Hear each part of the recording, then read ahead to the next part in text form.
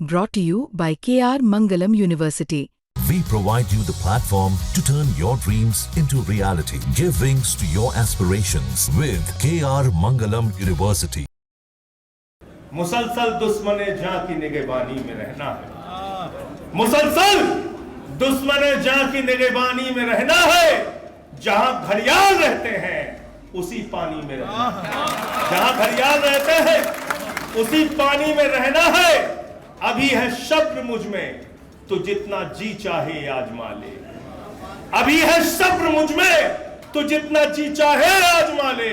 फिर इसके बाद तुझे ही परेशानी में रहना है। फिर इसके बाद तुझे ही परेशानी में रहना है। भारत माता की इंकलाब जिंदाबाद। आम आदमी पार्टी जिंदाबाद। अरविंद केजरीवाल जिंदाबाद। मंच पे आसीन उत्तर प्रदेश के सह प्रभारी, दिल्ली के पूर्व प्रदेश अध्यक्ष, विधानसभा के मुख्य सचेतक भाई दिलीप पांडे जी, उत्तर प्रदेश के सह प्रभारी और गोकुलपुरी से विधायक भाई चौधरी सुरेंद्र सिंह जी, उत्तर प्रदेश के सह प्रभारी और किराड़ी क्षेत्र के विधायक भाई अनिल झा जी, उत्तर प्रदेश के निवर्तमान प्रदेश अध्यक्ष भाई सभाजीत सिंह जी, उत्तर प्रदेश के बौद्ध प्रांत के अध्यक्ष और जिनके नेतृत्व में, जिनकी अगुवाई में आज का ये सफल कार्यक्रम संपन्न हो रहा है, काजी इमरान लतीफ साहब के लिए एक बार जोरदार तालियां बजा दीजिए। और मैंने आज पहली बार अपने जिला अध्यक्ष फिरोज हैदर जी को, बहराइच के जो जिला अध्यक्ष हैं, उनको सुना। बहुत ही अच्छे ढंग से इन्होंने अपनी बात रखी। इनके लिए भी एक बार जोरदार तालियां बजा दीजिए। हमारे उत्तर प्रदेश के निवर्तमान महासचिव भाई दिनेश पटेल जी, हमारे पिछड़ा वर्ग प्रकोष्ठ के अध्यक्ष डॉक्टर छवि यादव जी, हमारे बौद्ध प्रांत के हमारे सभी पदाधिकारी जो प्रांतीय पदाधिकारी हैं, जिलों के अध्यक्ष हैं, और भाई हमारे रजत चौरसिया जी जो हमारे महासचिव हैं बौद्ध प्रांत के, इन सब के लिए एक बार जोरदार तालियां बजा दीजिए। आज इस भीषण गर्मी में इतना विशाल सम्मेलन करके इन्होंने अपने आप को साबित किया है। महिला शाखा की हमारी प्रदेश के अध्यक्ष नीलम यादव जी, हमारे मेरठ के अध्यक्ष भाई अंकुश चौधरी जी, मुख्य प्रवक्ता आम आदमी पार्टी के बंसराज दुबे जी, हमारे अयोध्या प्रांत के अध्यक्ष भाई विनय पटेल जी, हमारे तिरंगा शाखा के अध्यक्ष भाई जनक प्रसाद जी, और कमांडो जी हमारे बीच में हैं जो किसान प्रकोष्ठ के अध्यक्ष हैं। मैं उनका भी हृदय से स्वागत करता हूं। और जिस तरीके से बिल्कुल ठीक कहा, किसान भी और जवान भी, अनिल झा जी ने जो कहा, तो एक किसान का बेटा कारगिल के युद्ध में सरहद की सुरक्षा के लिए लड़के आज फिर से किसान प्रकोष्ठ को उत्तर प्रदेश में मजबूत करने की जिम्मेदारी कमांडो अशोक पे है। और आपको इस जिम्मेदारी को आगे बढ़ाना है मजबूती के साथ। मैं हृदय की गहराइयों से आप सबका स्वागत करता हूं, अभिनंदन करता हूं आज के सम्मेलन में। साथियों और दोस्तों, जब मैं ये कार्यक्रम जून के महीने में, मई के महीने में तय कर रहा था, तो मुझे मेरे बहुत सारे साथियों ने समझाया। उन्होंने कहा कि ये वक्त सही नहीं है, भीषण गर्मी होती है उत्तर प्रदेश में, अभी कार्यक्रम मत कीजिए, कार्यक्रम सफल नहीं होंगे। मैं बड़े गर्व के साथ कहना चाहता हूं, प्रदेश के कार्यकर्ता सम्मेलन से लेकर अब तक ये 9वां कार्यक्रम है जो बहुत ही अच्छे ढंग से आपके दम पर संपन्न हुआ।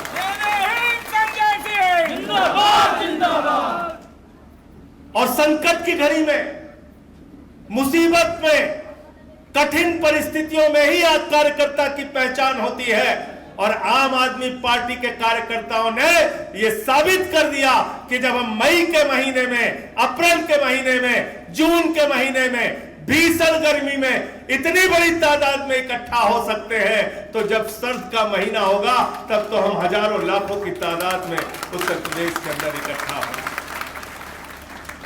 साथियों और दोस्तों, मुझसे पहले तमाम वक्ताओं ने बहुत सारी बातें की, लेकिन आज मैं आप सबसे ये पूछना चाहता हूं, जिस उत्तर प्रदेश में हम लोग रहते हैं, जिस मिट्टी में हमारा जन्म हुआ, जहां का नमक हमने खाया, आज उस उत्तर प्रदेश की हालत क्या है? अगर हम किसान की बात करें तो चले जाओ मेरठ में, बागपत में किसान, भाई बात करनी है तो मन से उठ जाए।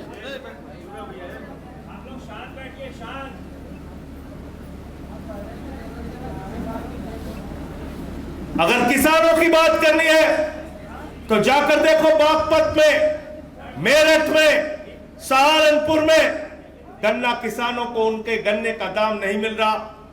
हजारों करोड़ रुपए फैक्ट्रियों पे बाकी है, उनका भुगतान नहीं हो रहा। उनसे कहा जाता है बाप की 13वीं है, कार्ड लेके आओ, बिटिया की शादी है तो कार्ड लेके आओ, प्रमाण दो कि तुम्हारे ऊपर मुसीबत है, तब हम तुम्हारा पैसा तुमको देंगे। आज ये उत्तर प्रदेश के किसानों की हालत है।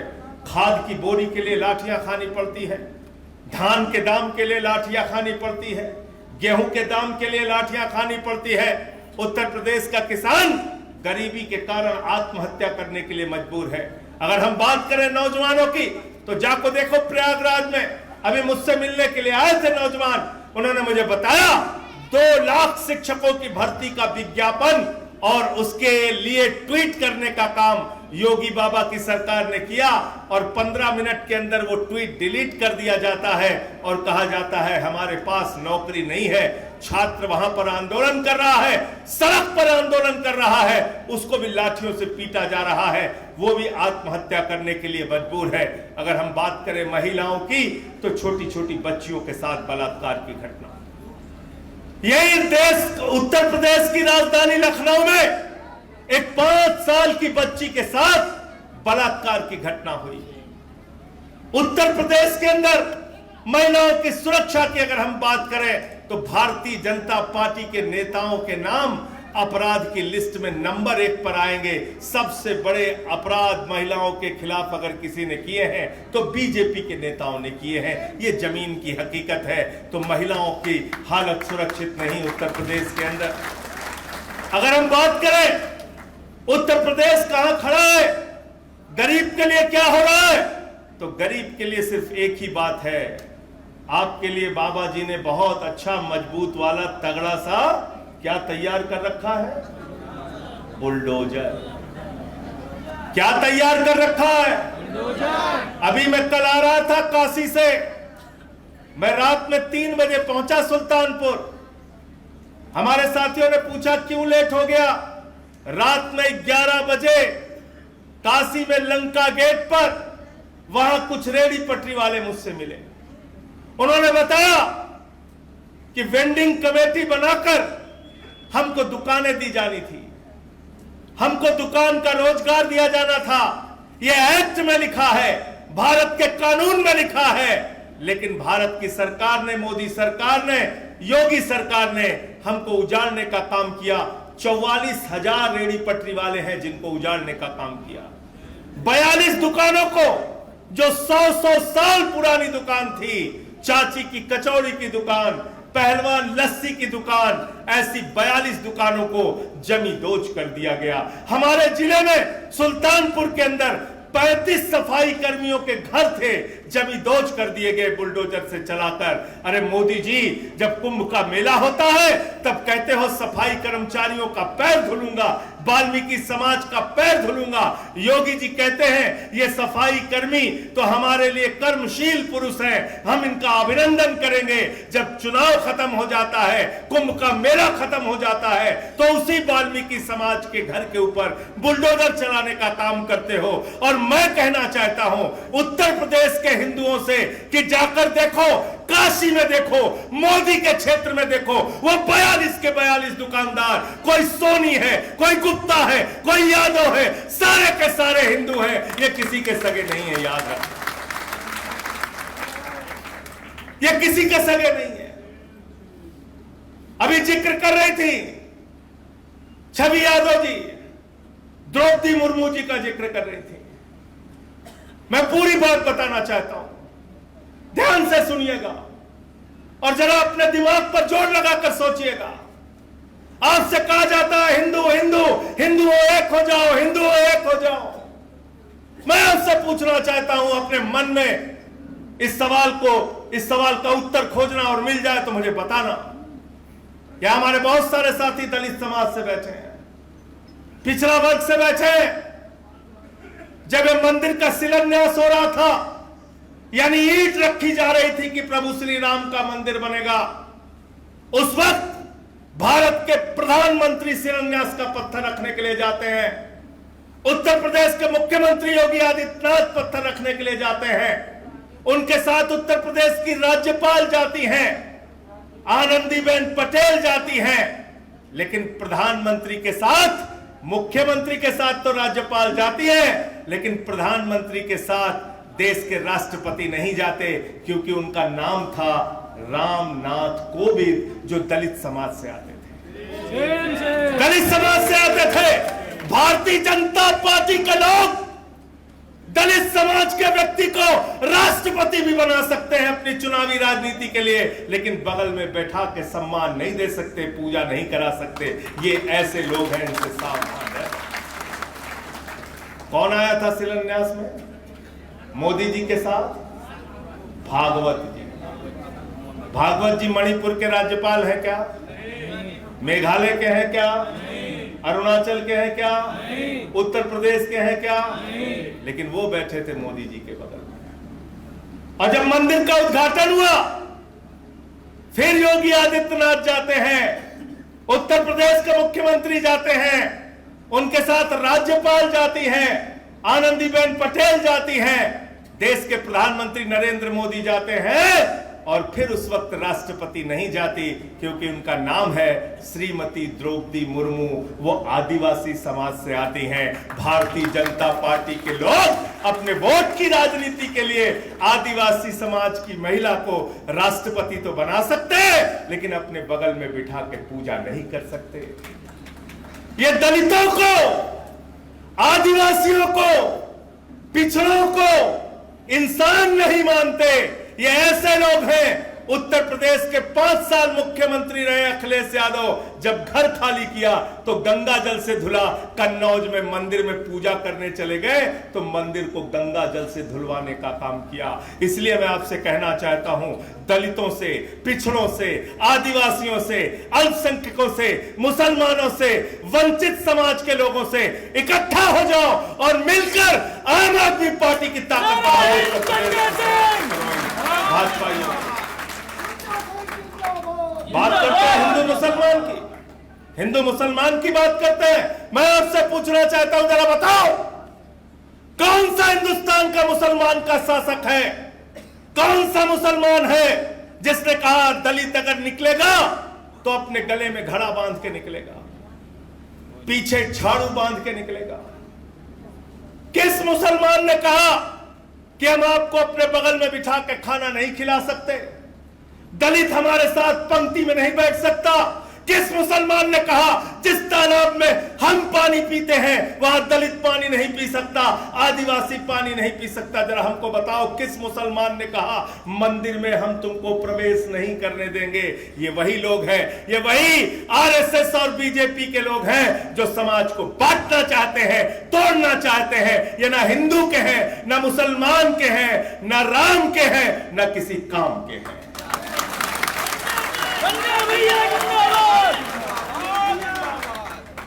किसी मुसलमान ने तुम्हारे आरक्षण का विरोध किया था क्या जनक प्रसाद जी? जोर से बोलिए, किया था क्या? किसी मुसलमान ने तुम्हारे आरक्षण का विरोध किया था क्या?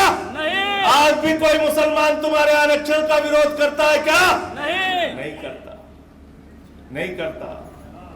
मैं गया था अभी बरेली, वहां पर जनक प्रसाद जी ने बाबा साहब डॉक्टर भीमराव अंबेडकर जी की प्रतिमा का अनावरण कराया। गांव के लोग आए थे, दलित समाज के लोग आए थे, छोटे छोटे मासूम बच्चे आए थे। वो खुश थे, बहुत खुश थे। लेकिन आधे से ज्यादा लोगों के पैरों में चप्पल नहीं थे मेरे भाइयों, चप्पल नहीं थे। आजादी के 78 साल के बाद भी गांव में जिन परिस्थितियों में उनको रहना पड़ता है, आप जाएंगे देखेंगे, उनके बीच में रहेंगे तो आपकी आंख से आंसू निकल आएंगे। जिस प्रधान ने बाबा साहब के लिए जमीन दिया, उसको भाजपा के नेताओं ने धमकाया, संजय सिंह को बुलाया था। जनक प्रसाद का साथ दे रहे हो, तिरंगा शाखा वाले बने हो, बाबा साहब के लिए तुमने जमीन दी, तुमको ठीक कर देंगे। मैं कहना चाहता हूं भाजपाइयों, किसी गुंडागर्दी के चक्कर में मत रहना। तुमको ठीक करना मुझे खूब आता है, तुमसे लड़ना मुझे खूब आता है, तुमको हम ठीक करेंगे। तुमको ठीक करने का काम तो हम करेंगे, तुमको हर जगह हम ठीक कर रहे हैं। और तुम हमसे जितना लड़ते हो उतना हमारी ताकत बढ़ती है, उतना हमारी ताकत बढ़ती है। 22 में मैं उत्तर प्रदेश में जब पार्टी संगठन का काम कर रहा था, एक दिन में 9 FIR मेरे खिलाफ लिखी गई, मेरे पार्टी का दफ्तर बंद करा दिया गया, 23 मुकदमे मेरे ऊपर लिखे गए। लेकिन सच बोलने से पीछे नहीं हटा। मैंने कहा जाति के नाम पर भेदभाव नहीं होना चाहिए, सबके साथ न्याय करो। अगर नाइंसाफी करोगे तो तुम्हारे खिलाफ हम सब मिलकर लड़ने का काम करेंगे। इसलिए मैं आपसे कहना चाहता हूं, इसलिए हाथ जोड़कर विनती करना चाहता हूं, मुसलमान का घर जब टूटे और उसके घर पे बुलडोजर चले तो खुश मत होया करो, तुम्हारा भी नंबर आएगा।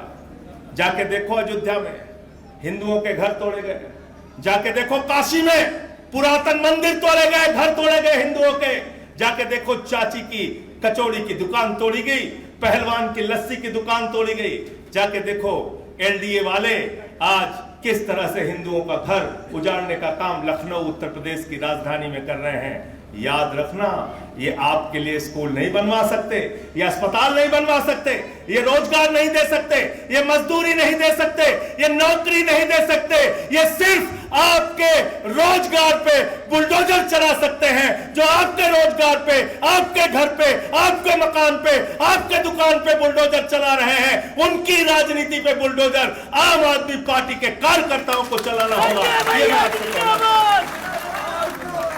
बुलडोजर चलाओगे ना? तैयार हो सब लोग? तैयार हो? बुलडोजर चलाने के लिए आपको बुलडोजर पर बैठना नहीं है, बुलडोजर पे बैठना नहीं है।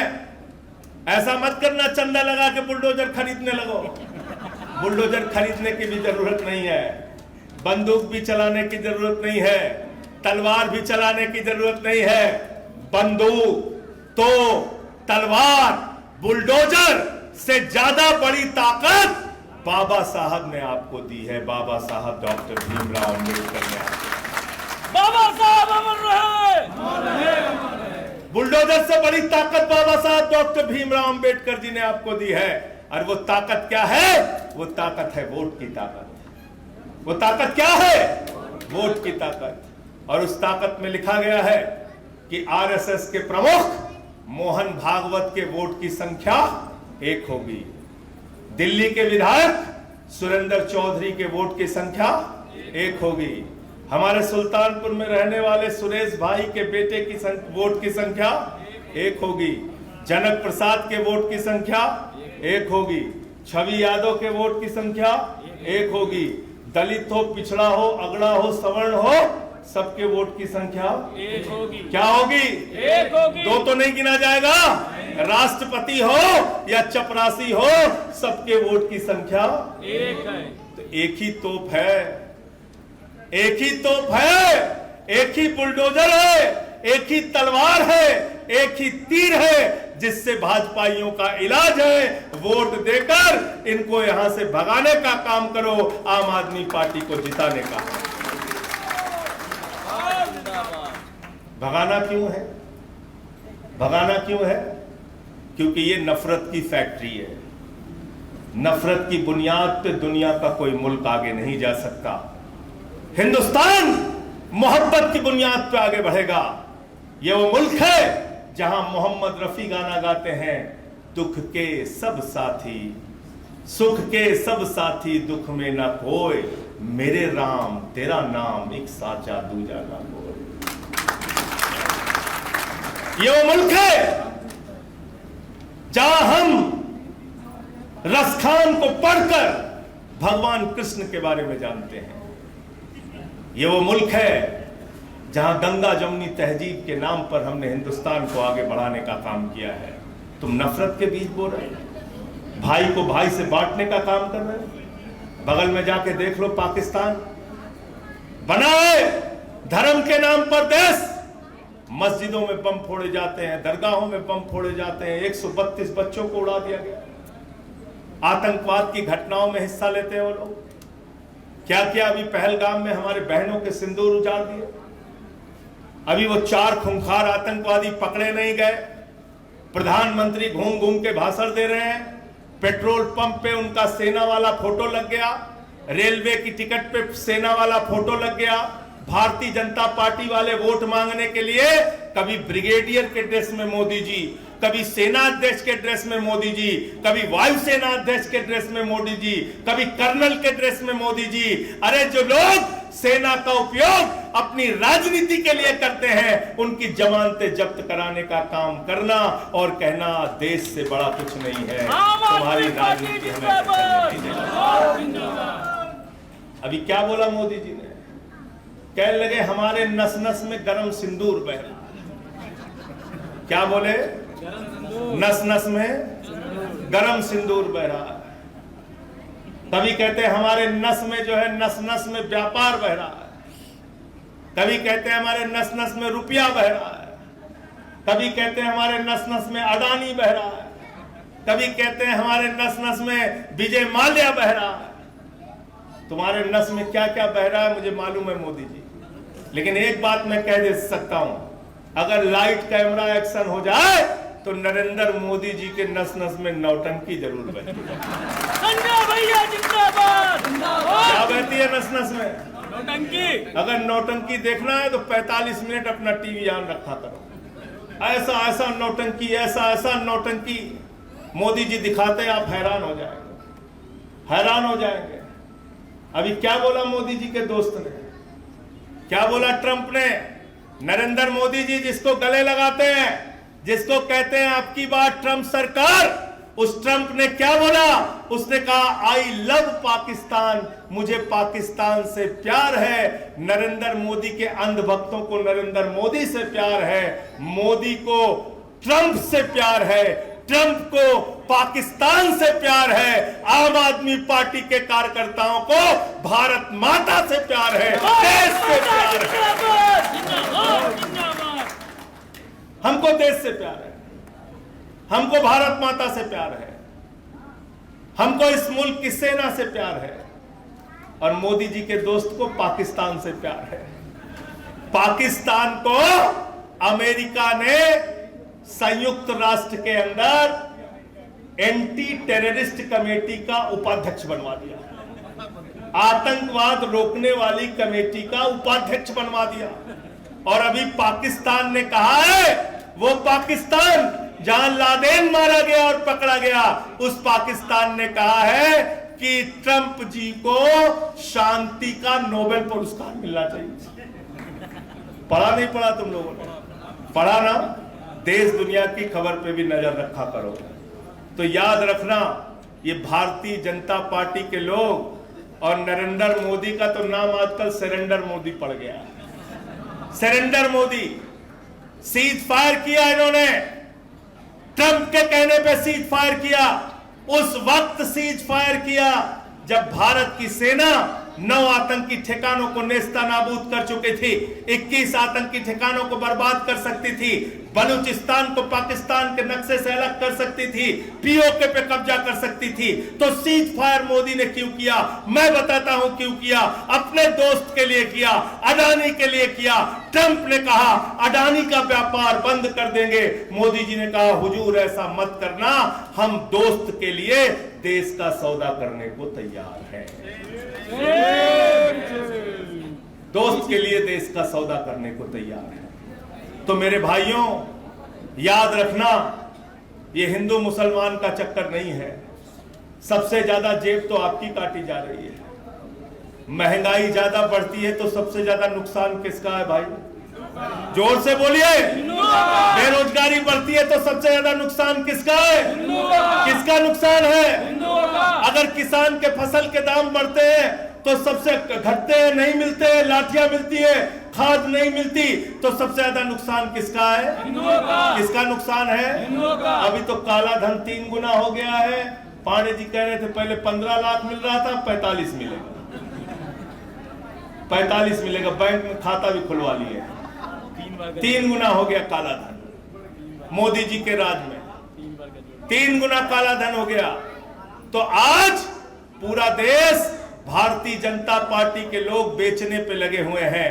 कोयला किसका है? अडानी का। गैस किसका है? अडानी का। बिजली किसकी है? अडानी की। पानी किसका है? अडानी का। पोर्ट किसका है? अडानी का। एयरपोर्ट किसका है? अडानी का। सड़क किसका है? अडानी का। आकाश किसका है? अडानी का। पाताल किसका है? अडानी का। आकाश से लेके पाताल तक सब कुछ किसका है? अडानी का। तो मोदी जी इंडिया के लिए काम कर रहे हैं कि अडानी के लिए? अडानी के लिए। इंडिया के लिए काम कर रहे हैं कि अडानी के अडानी के लिए? लिए। और आए थे यूपी अनिल झा जी, एक चुनाव के प्रचार में मोदी जी आए। हमारे नौजवान कहने लगे रोजगार रोजगार मोदी जी, रोजगार रोजगार रोजगार। मोदी जी कहा चुप, सोच लिया है हमने तरीका। नौजवानों का क्या तरीका सोचा है? बोले चिंता मत करना, चुनाव में लाइन में लग के वोट दे दो, यूपी वालों तुमको हम गोबर से रोजगार देंगे। कितने शर्म की बात है। यूपी के नौजवानों के बारे में भारत के प्रधानमंत्री की धारणा क्या है समझ लो। तुमको वो समझता है गोबर पाथने वाला, तुमको वो समझता है गोबर से नौकरी देने वाला, तुमको ये समझता है, तुम्हारे दिमाग में गोबर भरा हुआ है। जो तुमको गोबर वाला समझते हैं उनको इस बार बता देना चुनाव के अंदर कि हम गोबर से रोजगार पाएंगे और अडानी मलाई काटेगा, ये नहीं होगा।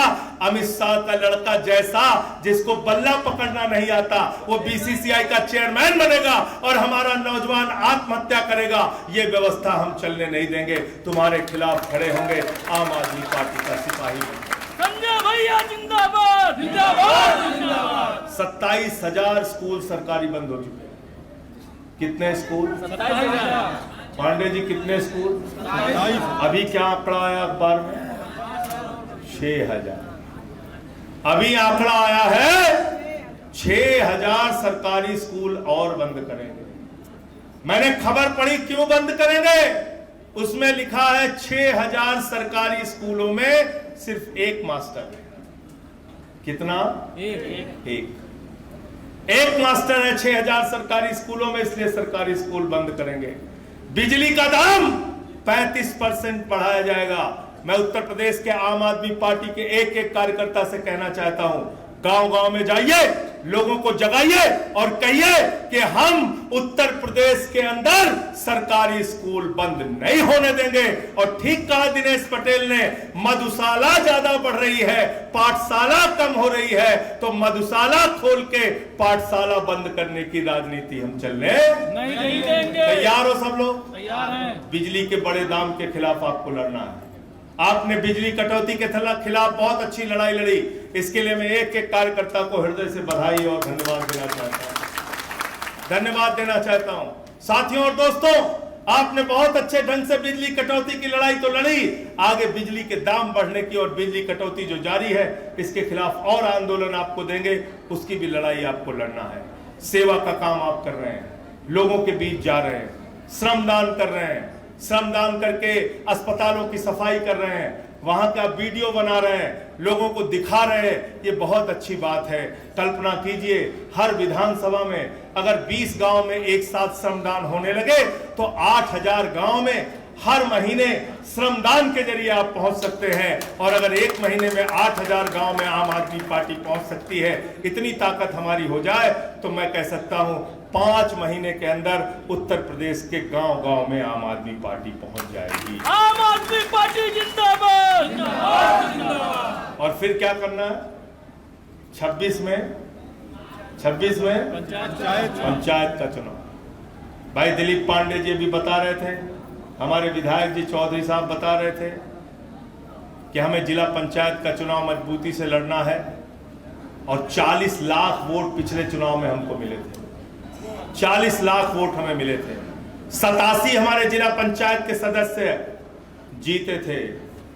एक बात और कह दे रहा हूं, बौद्ध प्रांत के सम्मेलन में जिसको 27 के सफर पे आगे बढ़ना है वो जिला पंचायत के लिए तैयार हो जाए।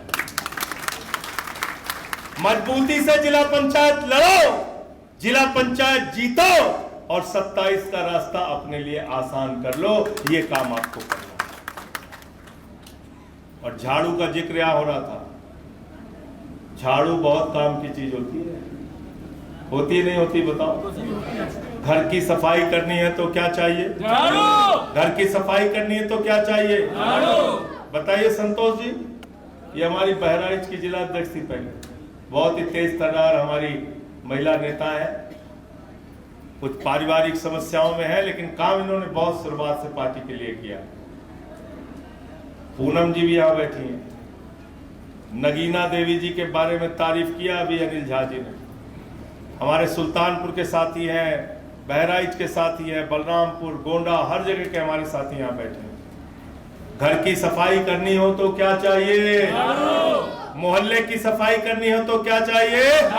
दिनेश उपाध्याय बोल नहीं रहे। प्रतापगढ़ में सफाई करनी है तो क्या चाहिए? उत्तर प्रदेश की सफाई करनी है तो क्या चाहिए? देश की सफाई करनी है तो क्या चाहिए? और किसी के दिमाग पे भूत सवार हो जाए तो भूत उतारने के लिए क्या चाहिए? क्या चाहिए? तो सत्ता का भूत जो डबल इंजन के मोदी और योगी के दिमाग पे सवार है, झाड़ू मार मार के इन लोगों का भूत उतारने का काम हम सब लोगों को करना है। अंत में इन्हीं लाइनों के साथ हमारा एक एक कार्यकर्ता साथी जिन परिस्थितियों में काम कर रहा है, मैं आप सबको नमन करता हूं। आपके साहस को, आपकी बहादुरी को। आप मुश्किल समय में काम कर रहे हैं, मोदी के राज में काम कर रहे हैं, योगी के राज में काम कर रहे हैं। ये लोग सबको जेल भेजते हैं। केजरीवाल जी को जेल भेजा, मुझे जेल भेजा, मनीष सिसोदिया जी को जेल भेजा, सत्येंद्र जैन जी को जेल भेजा। जेल भेजने के बाद भाजपाइयों का और नुकसान हो गया। पहले हम 1 गुना ताकत से बोलते थे, अब 10 गुना ताकत से इनके खिलाफ बोलते हैं। हम लोग जानने वाले लोग नहीं। तो इनके लिए चंद लाइनें पढ़ के मैं अपनी बात को खत्म करूंगा। और इमरान भाई मेरी लाइनों को ध्यान से सुनिए। मुसलसल दुश्मने जहां की निगहबानी में रहना है। मुसलसल दुश्मने जहां की निगहबानी में रहना है। जहां घड़ियाल रहते हैं उसी पानी में रहना है। जहां घड़ियाल रहते हैं उसी पानी में रहना है। अभी है सब्र मुझ में तो जितना जी चाहे आजमा ले। अभी है सब्र मुझ में तो जितना जी चाहे आजमा ले। फिर इसके बाद तुझे ही परेशानी में रहना है। फिर इसके बाद तुझे ही परेशानी में रहना है। बहुत बहुत शुक्रिया, बहुत बहुत धन्यवाद। इंकलाब जिंदाबाद, आम आदमी पार्टी जिंदाबाद,